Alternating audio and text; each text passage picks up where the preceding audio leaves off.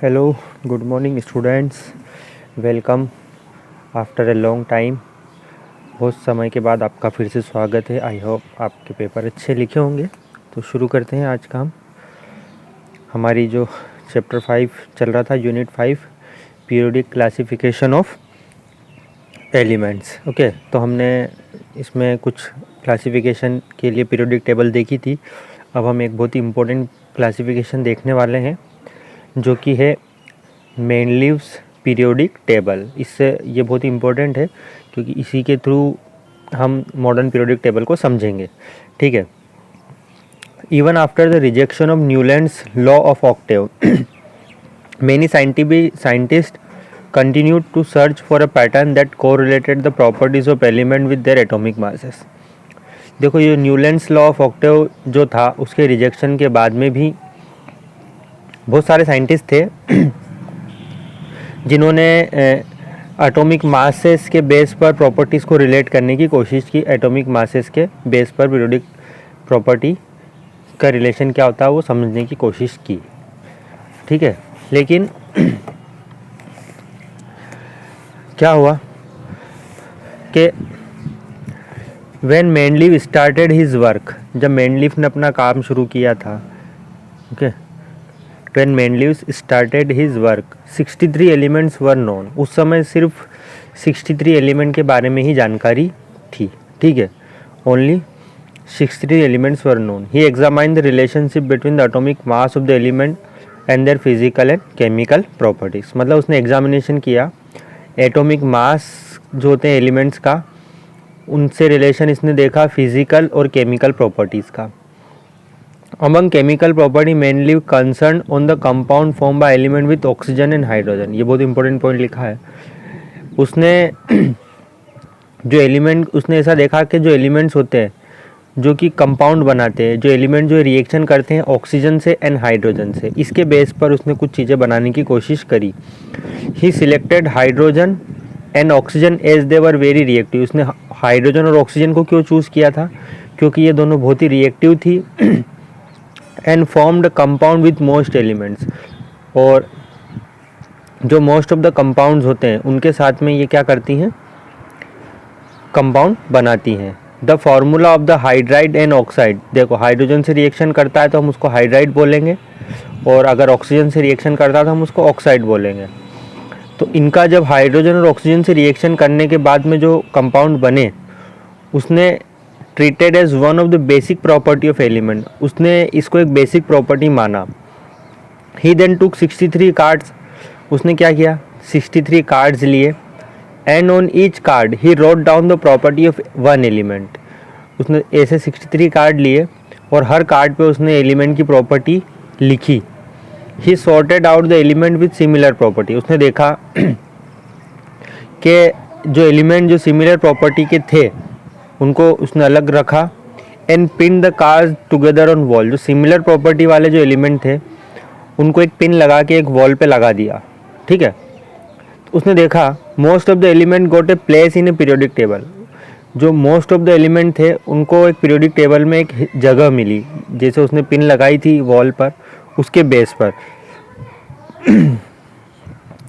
उसने देखा there occurs a periodic reoccurrence of element with similar physical and chemical property. उसके base पर ये जो उसने किया था कार्ड्स वाला, Mendeleev formulated a periodic law, Mendeleev ने एक पीरियोडिक लॉ बनाया विच स्टेट्स दैट, जो कि ये बोलता है the properties of elements are the periodic functions of their atomic masses.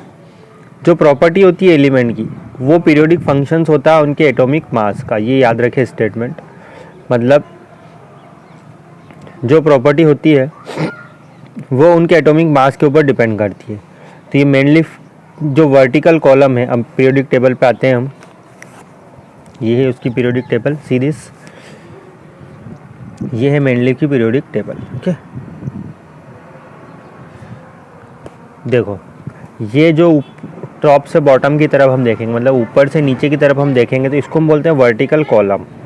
ऊपर से नीचे इनको हम बोलेंगे वर्टिकल कॉलम। और वर्टिकल कॉलम्स जो होते हैं ये, और लेफ़्ट से राइट की तरफ हम देखेंगे, इधर वाली लेफ़्ट साइड होती है और इधर वाली राइट साइड होती है। ठीक है, तो लेफ़्ट से राइट की तरफ हम देखेंगे तो ये है आपका हॉरिजॉन्टल रो, ठीक है, इसको हम बोलते हैं हॉरिजॉन्टल रो। तो अब ये जो हॉरिजॉन्टल रो है इसको बोलते हैं हम पीरियड। जैसे ये है, ये फर्स्ट पीरियड है, second, third, fourth, fifth, six, इस तरह से उसने पीरियड्स बनाए। 6 पीरियड थे उसके पीरियोडिक टेबल में।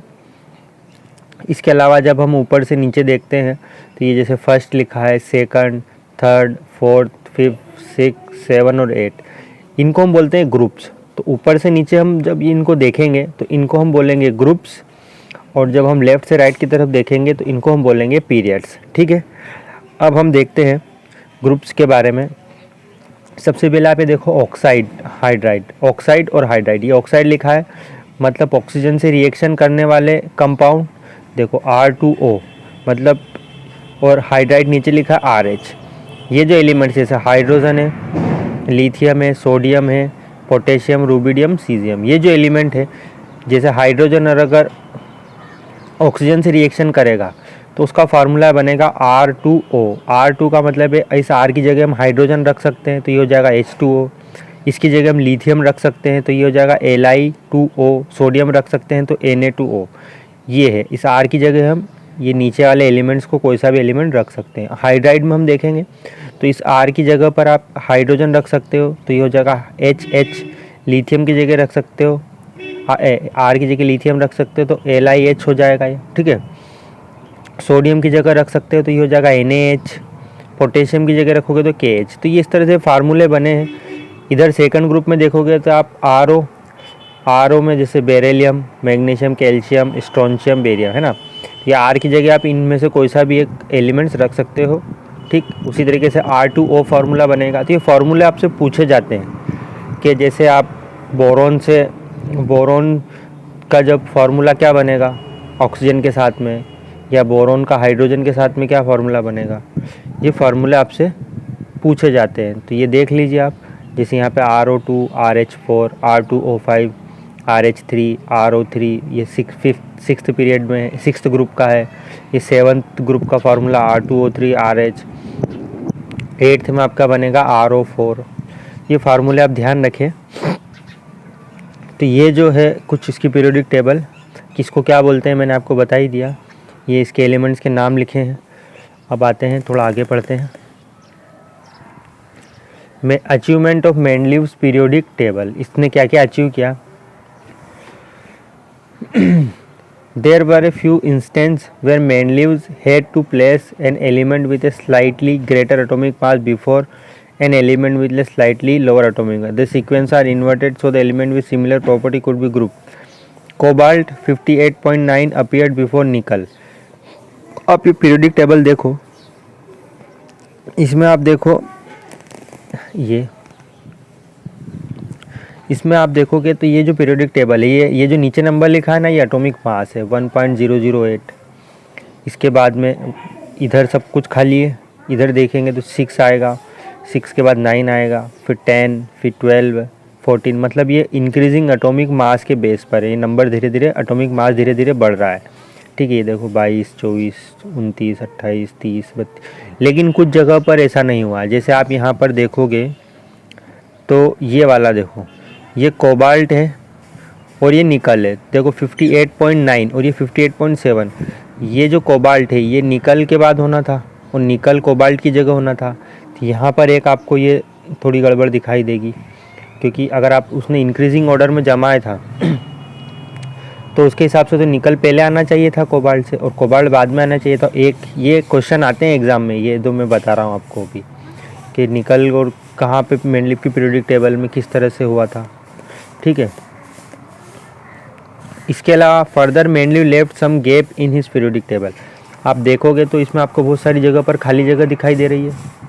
ये देखो, ये दिख रही है कि ये यहाँ पर ये खाली जगह है, ये इधर खाली है, यहाँ खाली है, ये इधर की तरफ खाली है, यहाँ नीचे खाली है, इधर इस तरफ इस तरफ। तो इसने खाली जगह क्यों छोड़ी थी? Existence of some element that had not been discovered at that time. ये उन एलिमेंट के लिए जगह थी उस समय कि जो एलिमेंट उस समय खोजे नहीं गए थे, जिनकी डिस्कवरी नहीं हुई थी, मतलब फ्यूचर में उनको खोजेंगे, तो उनके लिए उसने जगह खाली छोड़ रखी थी। Mainly name them by prefixing a Sanskrit numeral. जब वो एलिमेंट खोजे जाएंगे तो उनका नाम भी होगा कुछ कुछ, तो उनका नाम भी उसने बताया था एका। एका का मतलब होता है 1, ये एक संस्कृत का न्यूमेरिकल होता है एका।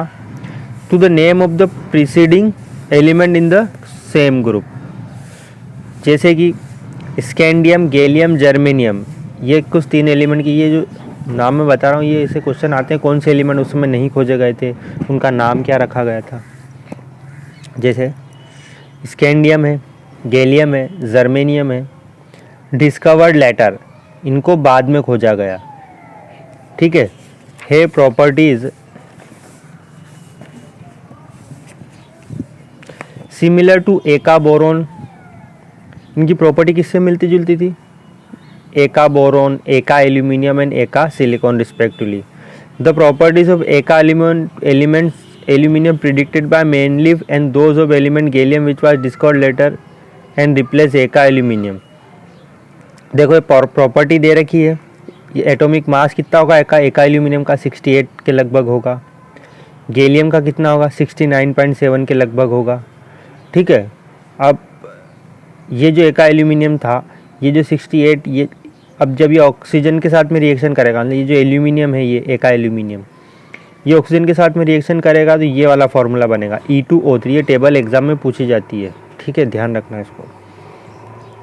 तो फार्मूला ऑफ ऑक्साइड क्या बनेगा E2O3। गैलियम में क्या बनेगा Ga2O3 बनेगा। ठीक है, फार्मूला ऑफ क्लोराइड क्या बनेगा ECl3, और इधर गैलियम में क्या बनेगा GaCl3। ठीक, और ये E2O3 का मास है 68, है ना, एक एटॉमिक मास। तो इससे ये पता चलता है this provided convincing evidence for both the correctness and usefulness of Mendeleev periodic table.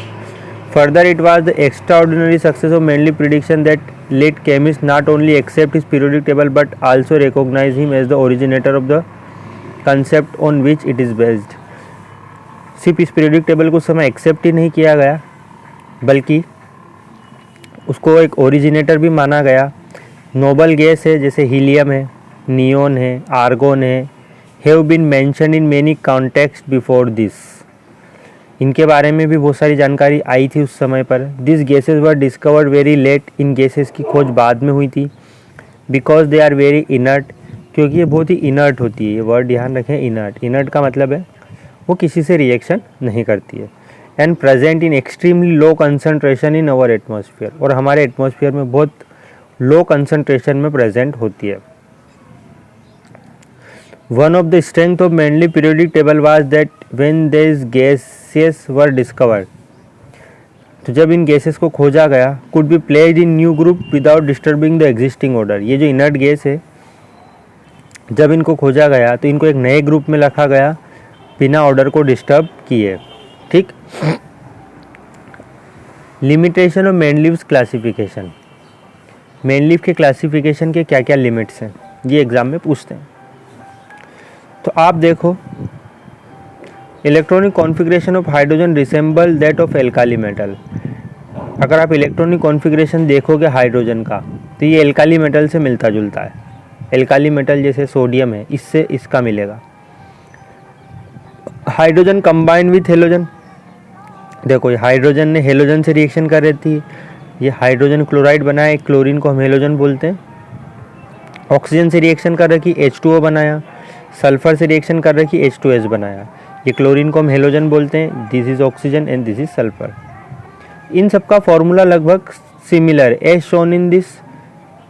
On the other end, just like halogen, hydrogen also exist as diatomic molecule. इसके अलावा हाइड्रोजन जो है वो डायटोमिक मॉलिक्यूल की तरह होता है, मतलब हाइड्रोजन को हम H2 लिखते हैं। ठीक है, और ये कंबाइंस होता है विथ मेटल्स के साथ में रिएक्शन करता है एंड नॉन मेटल्स के साथ में टू फॉर्म कोवेलेंट कंपाउंड, और ये कोवेलेंट कंपाउंड भी बनाता है। ठीक है, ये बहुत इंपॉर्टेंट पैराग्राफ है, इस पूरे को आपको याद रखना है एज इट इज़, और ये टेबल भी याद रखनी है। Certainly no fixed position can be given to hydrogen in the periodic table. इसके बाद ये बताया गया कि कोई भी फिक्स पोजीशन नहीं दी गई हाइड्रोजन को उसकी पीरियोडिक टेबल में। This was the first limitation of Mendeleev periodic table, ये सबसे पहला उसका लिमिट्स था। He could not assign a correct position to hydrogen, उसने हाइड्रोजन को एक सही पोजीशन नहीं दी थी अपनी पीरियोडिक टेबल में, क्योंकि वो इन सब से मिलता जुलता दिख रहा है आपको। इसके अलावा isotopes were discover long after Mendeleev, isotopes जो होते हैं इसकी डिस्कवरी भी बाद में हुई। आइसोटोप्स क्या होते हैं ये मैंने आपको बताया था 9th क्लास में। Let us recall that isotopes of element of similar chemical property but different atomic mass, ये डेफिनेशन लिखिए। आइसोटोप क्या होता है, इनकी केमिकल प्रॉपर्टी सिमिलर होती है बट इनका एटॉमिक मास डिफरेंट होता है, ठीक। सो thus isotopes of all element posed a challenge to Mendeleev periodic law, तो आइसोटोप जितने भी थे उन्होंने मेंडलीफ के लिए एक चैलेंज दिया। Another problem was that the atomic mass do not increase in a regular manner, ये आप पहले भी बता चुका हूँ कि एटॉमिक मास जो है वो एक रेगुलर मैनर में नहीं बढ़ रहा है from element to the next. अभी पिछली बार बताया था वो निकल और कोबाल्ट वाला, उनका एटॉमिक मास सही नहीं था। It was possible to predict how many electron could be discovered between two elements, ये पता नहीं लगा जा सकता था कि दो एलिमेंट के बीच में कितने एलिमेंट हैं। Specially when we consider the heavier element, जब हम हेवी एलिमेंट्स को देखें तब, ठीक है। तो ये कुछ इम्पोर्टेंट पॉइंट्स थे मेंडलीफ की पीरियोडिक टेबल के बारे में, ये सारे आपको याद रखने हैं, ठीक है। और सारे इम्पोर्टेंट पॉइंट्स, इसके लिमिटेशन, फार्मूले किस तरह से बने, जो टेबल इसमें दी हुई हैं वो, और कहाँ कहाँ क्या है, सब आपको ध्यान रखना, उससे रिलेटेड क्वेश्चन आते हैं एग्ज़ाम में। ओके, तो आज के लिए इतना ही, बाकी फिर नेक्स्ट पीरियड में हम देखेंगे। ओके, सभी को बहुत बहुत शुक्रिया, धन्यवाद, थैंक यू वेरी मच।